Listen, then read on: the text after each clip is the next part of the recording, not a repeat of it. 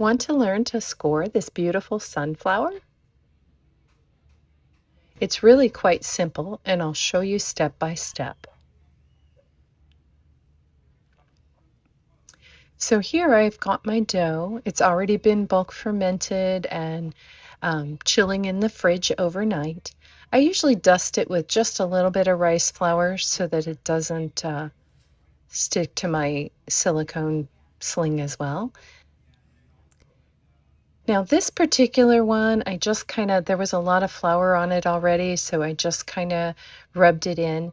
Usually I'll dust off the loose flour and spritz it with water and then put fresh Thai rice flour on it.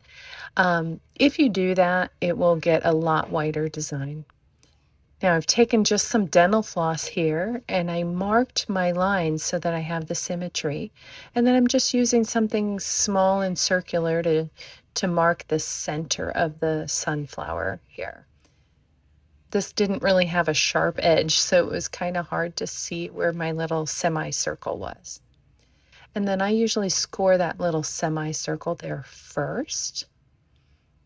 And I'm scoring maybe 1/8 of an inch deep here. So not super deep on the just the designs that are not actual expansion scores. Now I've moved it to a Lazy Susan so that it'll be a little bit easier to score and maneuver it. So I start with the actual semicircle that's the center of your flower. And then I like to take a dowel rod, and now what I'm doing is poking the points of where the very first little flower petal is going to be. That way it can be more symmetrical. And I'm right-handed, so the right-hand side of the petal is just so much easier because I can see where I'm going. So I do the right-hand side of all of them first. And then I'm scoring, notice, upside down so I can get a nice little arc to that. Now, if you're left-handed, of course, you're going to do it just the opposite. By being able to have it on the Lazy Susan and score upside down, it makes it much, much easier to kind of just spin it around to where you need to be to score what you need. And then once I've got my first row of petals, I'm going to plan out the second row. And so again, I use the dowel rod so that I can keep them kind of even. And that way I know where the point of the petal is going to be.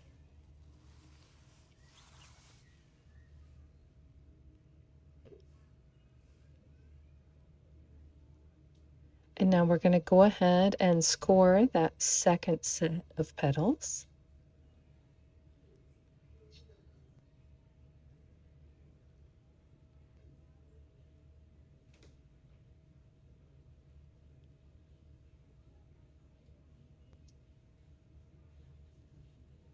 And then again, I spin it around so that I can do the second side of each petal with that nice little arc.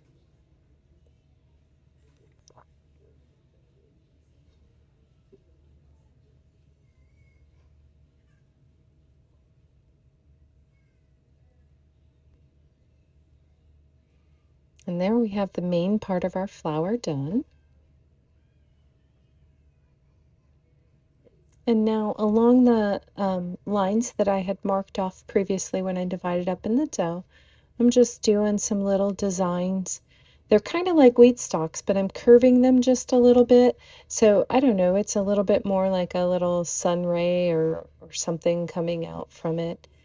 Just to kind of decorate and fill up the rest of my loaf really is all I'm doing here.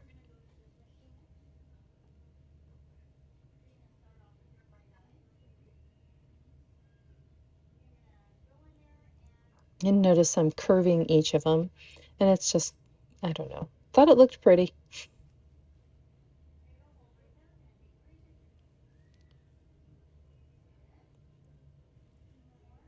Then I decided to go ahead and do it along the base as well, just to decorate it up a little bit.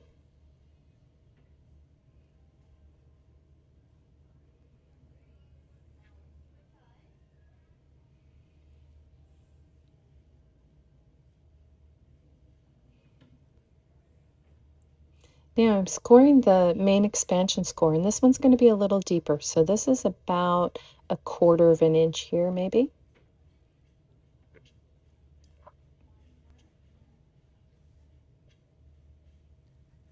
So there's my main expansion score. Now I'm using just a little water in this case to kind of wet the loaf, erase the flour, to stick I have chia seeds that I'm putting on. You could use poppy seeds or whatever you have. Oftentimes I'll use an egg white. It sticks it maybe just a little better, but I didn't feel like messing it with it this time, so I just used a little water there, and it seemed to work really well. And then I'm using that little teeny tiny spoon, um, and to apply it, as well as I used it to kind of dig them out of that crease there. Now here's 5 minutes into the bake. I'm making another expansion score, and I'm also going kind of underneath it just a little bit. And then we put it back in the oven. And here's our final result.